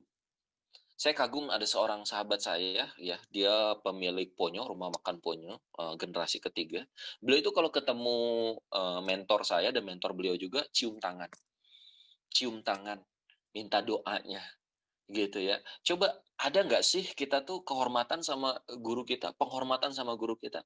Saya sampai guru SD, SMP masih saya sering kunjungi setahun sekali minimal, gitu ya. Bahkan guru tahfiz saya, guru tahsin saya selalu rutin untuk datangi. Kenapa? Karena kita nggak tahu. Bisa jadi doa dari mereka lah, ketulusan dari mereka lah kita bisa sukses seperti ini. Itu yang kedua. Yang harus kita lakukan adalah kita harus jadi orang yang gigih menuntut ilmu. Pernah ada seorang ulama, saya lupa lagi namanya siapa. Beliau itu, mohon maaf, kalau ngapalin tuh bodoh banget gitu. Susah banget masuknya. Tapi beliau pernah datang ke sebuah tempat di mana dia lihat ada batu dan ada air yang menetes. Netesnya kecil, tek, tek, tek gitu ya. Tapi dalam beberapa jangka waktu, ternyata batu itu pun bisa pecah. Ternyata dari situ akhirnya dia semangat. Begitu ya. Dia jadi semangat. Kenapa? Karena ketika dia melihat gitu, loh batu aja kok bisa kayak gitu. Masa saya manusia yang bodoh pun kalau saya gigih, insya Allah saya bisa jadi orang yang berhasil. Maka sahabat sekalian nikmatin capeknya kita baca, ya. Dan satu hal yang penting teman-teman semua, orang-orang sukses negara-negara maju adalah mereka yang rajin bacanya tuh gila banget. Saya lihat Sandiaga Uno baca bukunya luar biasa, Gita Wirjawan luar biasa. Kalau Anda mau jadi negarawan, mau jadi pengusaha yang sukses, apapun juga, maka kuncinya banyak baca. Baca juga jangan cuma literatur Indonesia, literatur Inggris, literatur yang lain, Anda baca. Kalau bisa seminggu targetin berapa buku yang harus dibaca. Sebulan berapa. Katanya Indonesia krisis baca. Di Indonesia ini 0, berapa persen gitu yang bacanya. Jadi aduh, kita di bawah dari negara-negara maju. Negara maju itu kalau teman-teman ke Jepang, saya 2 kali ke Jepang. Di Jepang itu mereka pada bawa buku, ada yang baca komik, ada yang baca buku pendidikan dan yang lain. Mereka giat baca. Makanya ada satu ini gitu ya. Kalau kita itu katanya di Indonesia bedanya sedikit katanya sama orang Jepang. Di Indonesia 1 surat kabar dibaca 7 orang. Kalau di Jepang 1 orang baca 7 surat kabar. Ini bedanya kita sama mereka. Ya wajar kalau mereka one step ahead. Di Amerika itu udah 10 tahun lebih maju dibandingkan kita. Jadi kalau ada produk yang di 10 tahun yang lalu booming di Amerika, nah baru booming di Indonesia 10 tahun kemudian. Kenapa? Karena mereka gigih belajar, gigih baca, mereka orang yang sangat well educated. Nah inilah yang harusnya jadi semangat spirit kita untuk Iqra bismi rabbikal ladzi khalaq. Wallahu a'lam.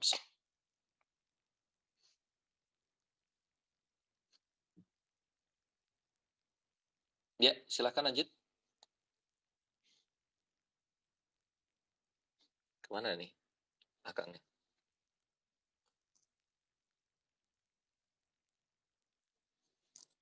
Sebentar.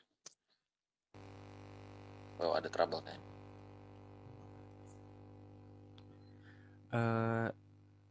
Boleh yang itu, boleh disiapkan pertanyaan lagi yang lainnya. Siapa tahu ada yang mau bertanya lagi gitu. Nanti insya Allah akan dijawab oleh Kang Setia Furqon ya. Untuk, oh ya, penanya selanjutnya adalah Harnisha dari kelas. Oh ya udah berarti Harnisha, yang namanya Harnisha nggak tertulis kelasnya. Boleh langsung open mic aja. Halo, Assalamualaikum Kang. Waalaikumsalam warahmatullahi wabarakatuh. Halo Kang, nama saya Harnisa dari kelas 12 MIPA 2 nih. Siap. Saya itu Kang murid pindahan dari kelas 2 pada bulan Januari kan. Nah, saya itu pindahan dari Medan. Dulu saya sekolah di Madrasah Man 1 Medan, dan sekarang saya itu SMA ya kan. Jadi perubahan dari Man ke SMA itu lumayan banyak. Mulai dari cara belajarnya, terus gimana porsi belajarnya, terus saya pindah ke sini, pandemi, 2 bulan saya sekolah, pandemi ya kan Kang, berubah lagi cara belajarnya. Terus adaptasi saya dari Sumatera ke Jawa itu ada juga ya kan Kang. Terus saya tidak bersama dengan orang tua, melainkan dengan saudara orang tua saya. Jadi saya dipaksa untuk jadi orang yang mandiri. Terus awalnya saya frustasi Kang, frustasi banget sampai nangis gitu ya kan Kang. Saya merasa gagal gitu jadi beradaptasi dengan cepat gitu.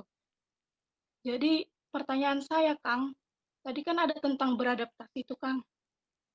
Dengan adaptasi saya ini, saya menangis dengan adaptasi saya ini, apakah salah saya merasa frustasi dengan perubahan gitu Kang? Gimana sih Kang caranya biar kita itu nggak frustasi tapi enjoy gitu dalam perubahan itu gitu Kang? Ya. Itu Udah ya, pertanyaan Pak? Kang, terima kasih. Siap. Siap. Saya jawab dengan cerita saya.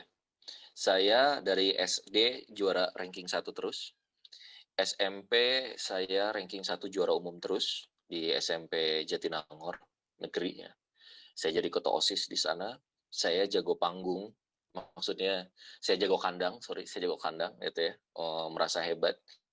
Dan saya masuk ke SMA. Dulu SMA 24 Bandung, saya nggak tahu, insya Allah sekarang juga sama ya. Salah satu SMA terbaik gitu. Jadi orang-orang terbaik di SMP, misalnya SMP 8, SMP berapa lagi sih? Yang dekat-dekat 50 misalnya, atau SMP 17 dan yang lain gitu. Itu datang semua ke SMA 24 Bandung. Artinya saya harus berkompetisi dengan orang-orang yang dia lebih hebat dibandingkan saya. Oh, sebentar. Ini ada permintaan lagi dari panitia. Sebentar ya. Saya harus bantuin.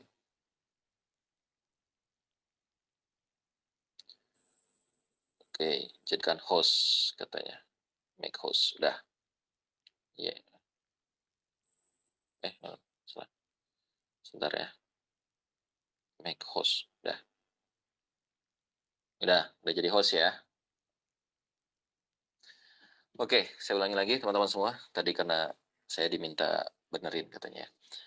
Oke, jadi waktu saya masuk ke kelas 1 SMA di SMA 24 Bandung, waktu itu saya masih ingat almarhum Pak Aceng ya. Pak Aceng itu sebagai wali kelas saya. Dan beliau juga kalau nggak salah dulu sebagai pembinanya DKM gitu ya.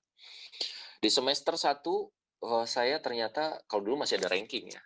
Saya jadi ranking 9, bayangin coba. Yang biasanya ranking 1 terus, juara umum terus, saya jadi ranking 9. Apa yang saya lakukan dalam perubahan itu berat. Karena saya tahu di kelas saya itu orang-orang hebat semua, dan saya harus beradaptasi. Akhirnya saya tanya yang ranking 1 sampai 8, gimana cara dia belajar, gimana cara dia beradaptasi, gimana cara dia menjadi yang terbaik. Misalnya ada teman saya ranking 1, ternyata dia itu bangunnya jam 3 subuh gitu ya. Dia belajar dari pagi. Oh, kalau saya mau ngalahin beliau ya harus jam 2 subuh dong bangun. Ya kan?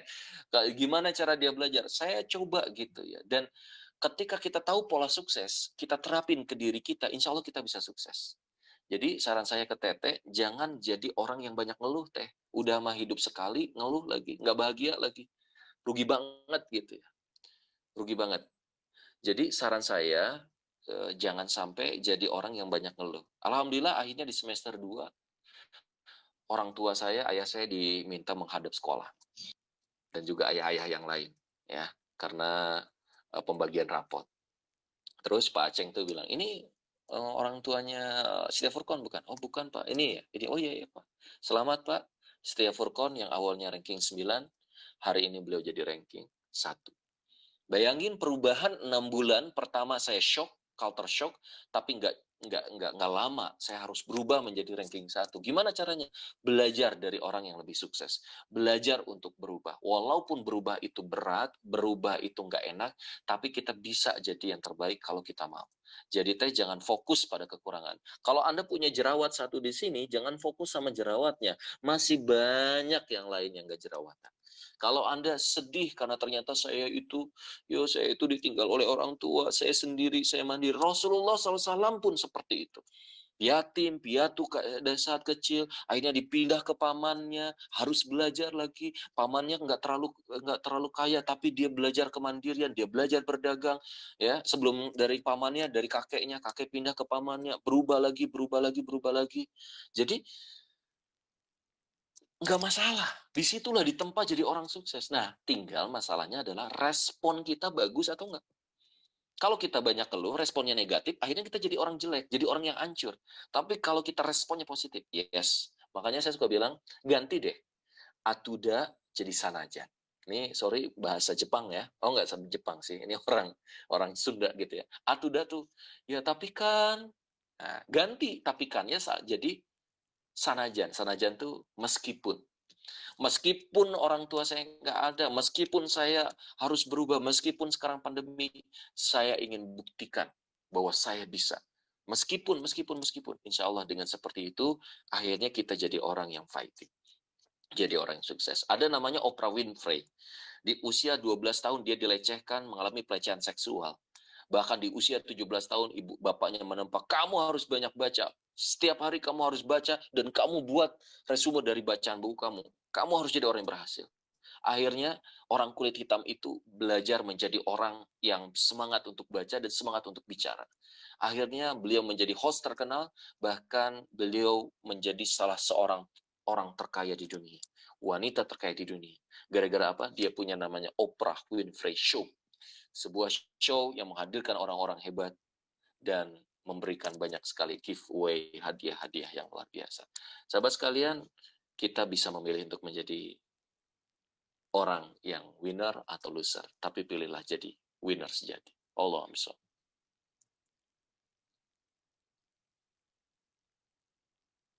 Ya, boleh lanjut?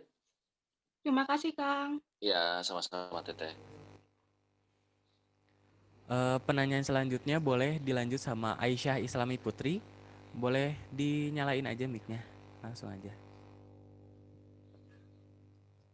Assalamualaikum warahmatullahi wabarakatuh.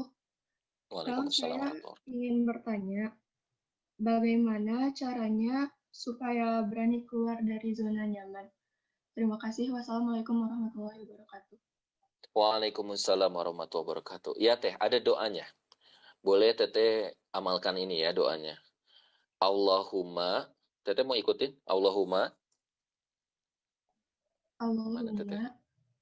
paksakan. Ya, udah itu aja. Ya. Allahumma paksakan. Paksakan aja, Teh. Kalau Anda malas, maka rajinlah. Kalau Anda nggak mau baca buku, ya bacalah. Kalau Anda takut, beranilah. Kalau Anda lelah, teruslah berikhtiar. Biar nanti lelahnya diganti jadi lillah. Kenapa sih kita itu nggak mau pindah dari zona nyaman? Karena kita ketakutan. Karena kita udah merasa nyaman, maka selalulah berani untuk pindah dari zona nyamannya. Gimana caranya? Itu tadi Allah memaksakan. Paksakan. Karena ingat, cuman dengan berubah kita jadi orang yang terus hidup. Teman-teman tahu nggak ada cerita tentang oh iya, jadi orang Jepang itu seneng makan seafood kan, ikan kan. Tahu nggak? Giveaway lagi deh, giveaway lagi. Saya kasih buku terbaru saya, judulnya Jangan Jatuh Cinta Tapi Bangun Cinta. Siap? Saya mau tanya, tapi jawabnya di chat ya. Jawabnya di chat yang paling cepat, saya kasih giveaway-nya. Siap. Pertanyaan dari saya. Gimana caranya ikan yang ada di tengah lautan itu dibawa masuk ke perahu yang begitu besar? Gimana caranya tetap fresh sampai ke daratan? Ya, sampai ke daratan gimana caranya ikan-ikan itu tetap bisa fresh? Ayo. Ya, orang pertama tadi benar banget, dikasih hiu. Dikasih hiu, yang es batu salah. Tadi ada yang pertama langsung dikasih hiu katanya, Kang. Aduh, saya lupa lagi siapa. Tolong nanti panitia siapa tadi langsung benar tuh. Dipancing terus dimasukin ke kulkas. Enggak. Ternyata kalau mau fresh banget, kalau udah di kulkasnya itu udah nggak fresh. Didinginkan tuh udah nggak fresh ya. Jadi selamat untuk Anda yang tadi udah bilang benar, dikasihnya hiu. Maksudnya gimana, Kang? Ternyata ikan-ikan itu dikasih hiu kecil agar si ikan-ikan itu akhirnya terus jalan karena dikejar terus mau dimangsa. Akhirnya dia sampai di daratan, dia akhirnya masih tetap fresh. Teman-teman semua, pelajarannya adalah jangan jadi orang yang diam.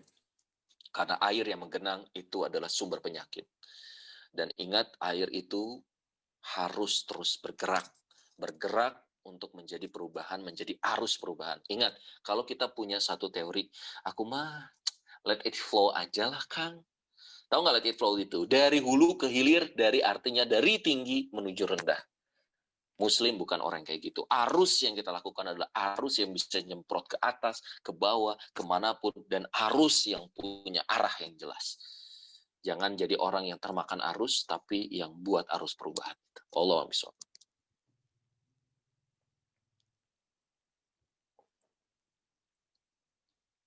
Ya, silakan lanjut. Terima kasih ya, Teh.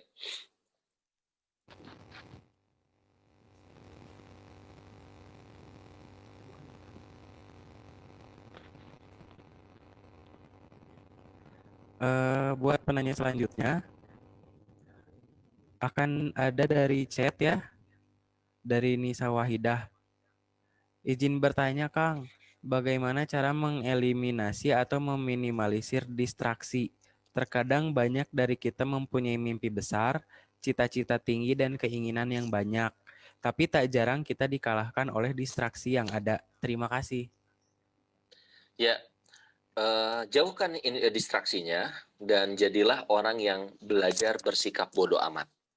Ya, pernah dengar nggak ada buku judulnya Seni Bersikap Bodoh Amat?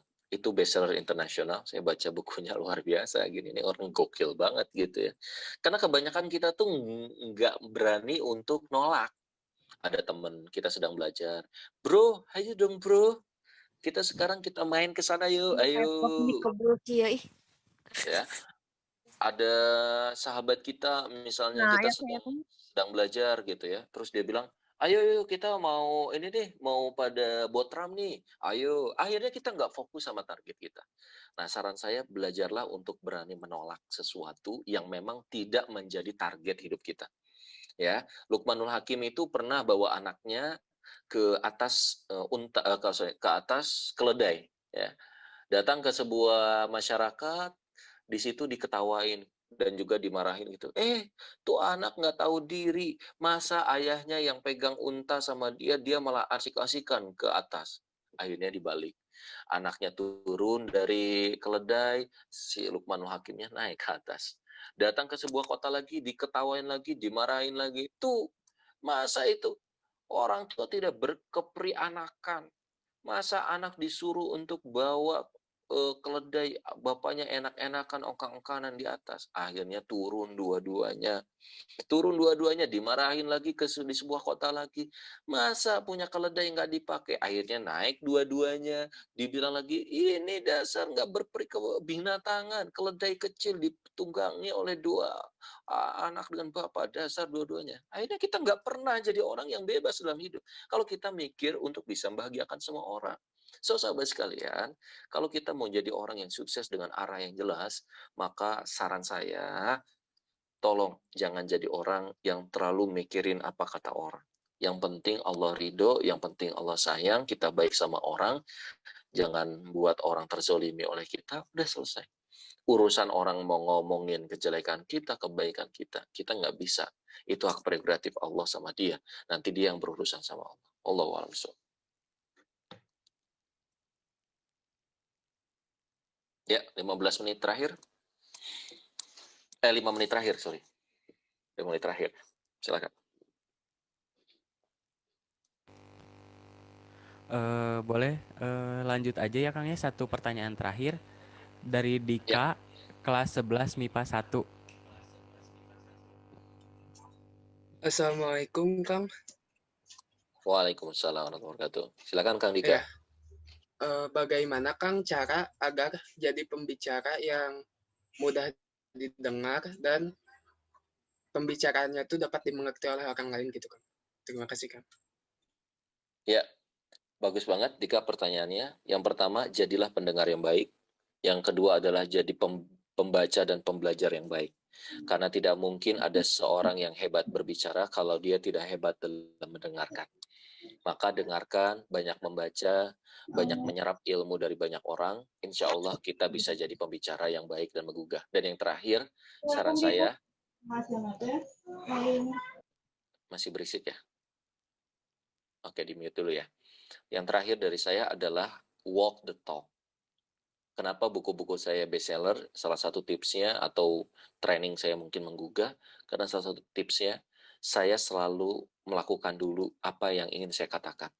Saya tipe orang yang nggak mau berteori. Kan banyak ya, misalnya dosen pemasaran, tapi nggak pernah jualan. Dosen bisnis, tapi nggak punya bisnis, gitu ya. Atau misalnya, ya banyak orang-orang yang kayak gitu. Nah, saya tipe orang yang nggak mau melakukan atau mengatakan sesuatu yang bukan di kafaahnya saya. Kenapa saya berani ngomongin bisnis? Karena saya pebisnis. Kenapa saya berani untuk mencetak para motivator misalnya? Karena saya seorang motivator. Jadi kita penting untuk menjadi orang yang walk the talk.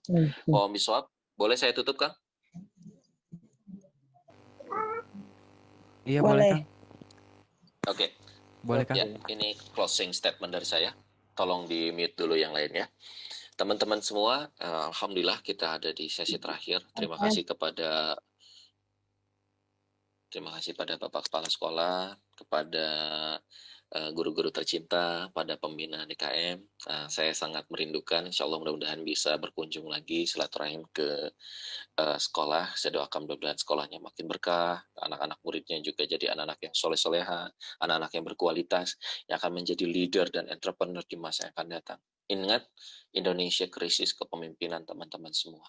Indonesia membutuhkan Anda yang menjadi orang-orang yang mengubah, baik itu di pendidikan, di bisnis, atau dimanapun berada. Saran saya, mulai dari sekarang, jadilah orang yang beda dari yang lain. Ketika yang lain malas, Anda rajin. Ketika yang lain takut, Anda berani.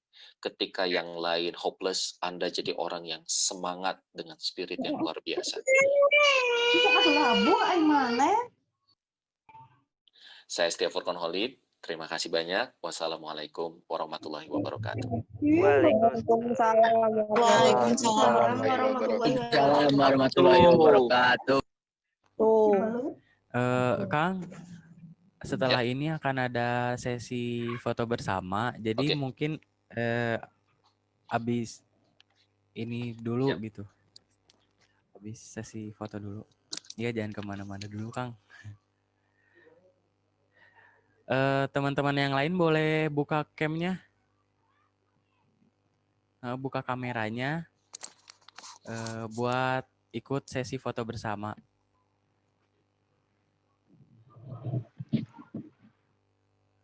Nanti akan saya beri aba-aba, tapi per halaman karena karena pesertanya cukup banyak, alhamdulillah, jadinya ada sekitar 12 halaman.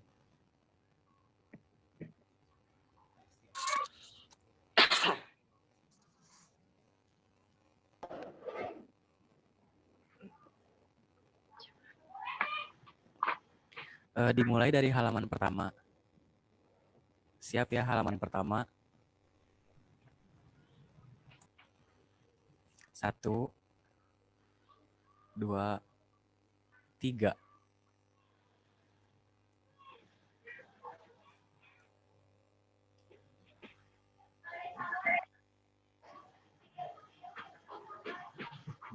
Halaman selanjutnya, halaman 2. Siap untuk halaman 2?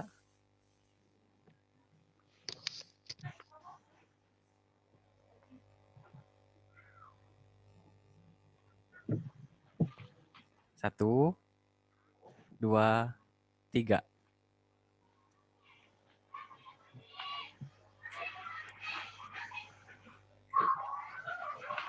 Halaman 3.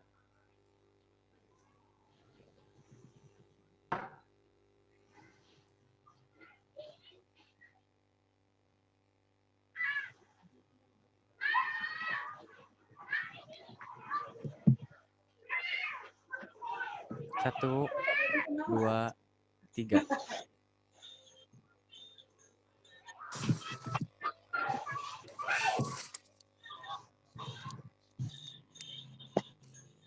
Itu lihat tuh lagunya itu di bawah tuh. Videonya.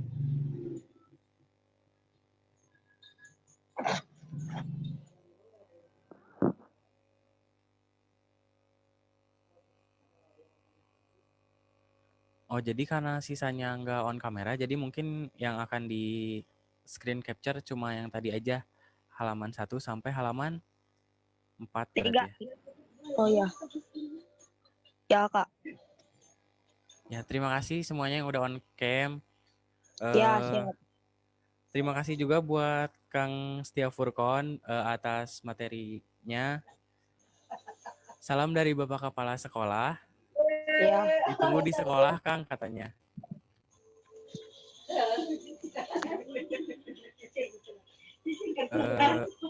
Jadi tadi hasil kesimpulan materinya yaitu kurang lebih untuk sukses yaitu harus beradaptasi, terus bisa belajar juga dari pengalaman Kang Furqan yang terus gigih gitu. Contohnya baca buku yang rajin, terus memanfaatkan waktu sebaik mungkin, mengutamakan amalan dalam kesuksesan, dunianya nomor 2 gitu, di nomor 2 kan aja. Terus saat prosesnya kita harus menikmati. Terus tidak lupa juga harus ada dukungan dari lingkungan, mungkin dari keluarga, dari circle yang dekat sama kita. Terus kita juga harus mau belajar dari orang lain gitu. Ya, biar biar pengalaman orang lain bisa yang buruknya bisa dihindari sama kita, yang baiknya bisa diambil sama kita gitu.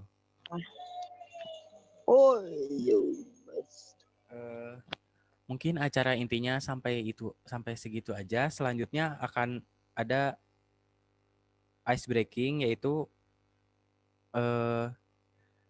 pengambilan undian. Nah, untuk 10 jadi pengambilan undiannya itu untuk 10 orang, dan yang saya sebutkan namanya akan mendapat pulsa sejumlah 20.000 per orang. Jadi berdoa dalam hati masing-masing.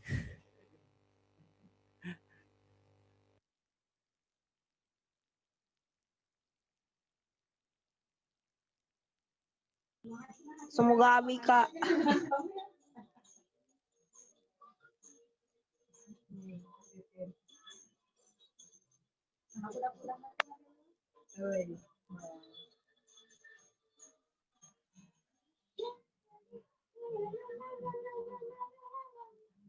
Kopi, DP kena kartu ya. Oh.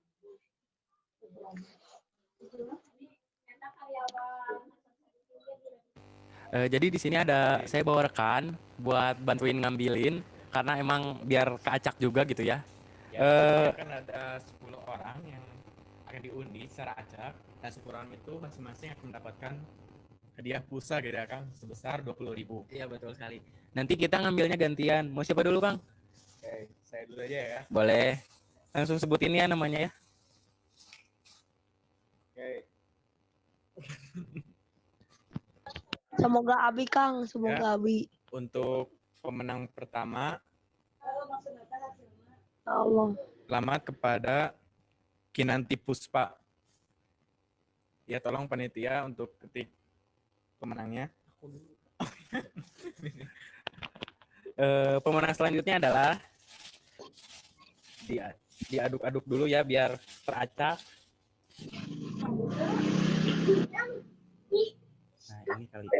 Boleh dibuka Kang, tolong. Aduh, jatuh. Ya, selamat kepada Yesa Erviananda Azhani sebagai pemenang kedua yang mendapatkan pulsa 20.000. Selamat. Selanjutnya, pemenang ketiga.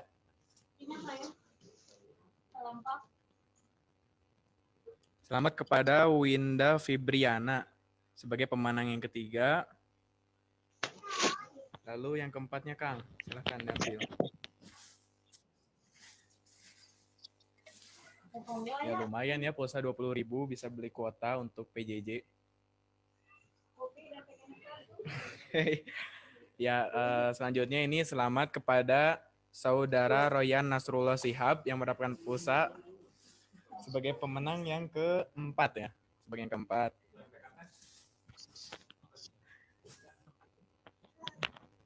Selanjutnya, pemenang kelima adalah selamat kepada Riza Hilmi Mutakin. Selamat, Anda mendapatkan pulsa Rp20.000. Temenang pulsa. Ini ada 5 slot lagi ya. Mangga Kang, diambil aja. Kang Abi itu Kang. Ya, untuk pemenang yang ke-6, selamat kepada Muhammad Fajar Nugraha. Langsung Kang, yang ke-7.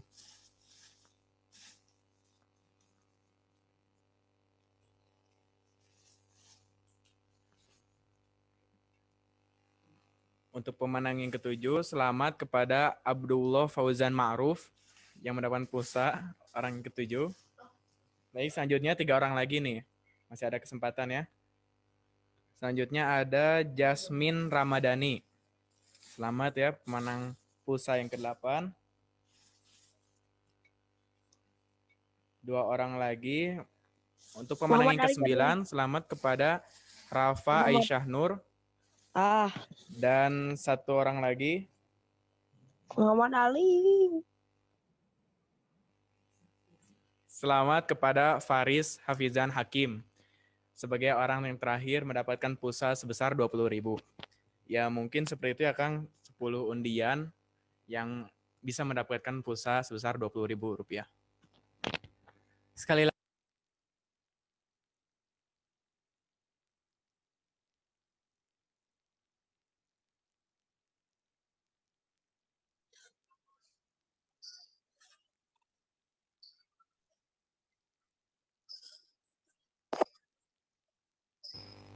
Ya, sekali lagi selamat buat 10 orang pemenang yang berarti mendapat masing-masing pulsa sejumlah 20.000 rupiah. Karena untuk mempersingkat waktu, sekarang kita berlanjut kepada acara penutupan. Tidak terasa acara arus FDU 2020 sudah sampai penghujung acara. Terima kasih kepada seluruh peserta yang sudah hadir. Terima kasih sebesar-besarnya saya ucapkan. Kami panitia mengucapkan terima kasih banyak kepada Kang Setia Furqon sebagai pemateri yang sudah bersedia meluangkan waktunya untuk kami. Bandung juara. Sebelumnya akan ada pengumuman untuk para peserta, yaitu akan ada lomba review materi. Ada 2 macam lombanya. Lombanya beda ya. Jadi ada yang satunya buat video, yang satunya VDG. Nah, yang pertama adalah video, di-post di Instagram masing-masing, boleh di postingan atau boleh juga di IGTV. Jangan lupa mencantumkan hashtag review arus 2020 dan tag akun @fdu.2020 juga. Satu lagi yaitu lomba feed IG, sama seperti yang tadi di postingan, berarti ya kalau misalkan feed IG jangan lupa menggunakan hashtagnya review arus 2020 dan juga tag akun @fdu2020. Ini tuh lombanya review materi, jadi kurang lebih menyampaikan apa yang didapatkan dari pematerian kali ini gitu. Dan satu lagi, jangan lupa akun IG masing-masingnya di unprivate dulu agar Dewan Juri bisa menilai secara leluasa gitu ya. Karena udah mencapai penghujung acara, mohon maaf atas kekurangannya, masih banyak kekurangan. Terima kasih juga atas partisipasinya. Saya Bakas Ramadhani dari DKM Darul Fikri dan selaku panitia mengucapkan terima kasih sekali lagi. Saya pamit undur diri. Wabillahi taufik wal hidayah.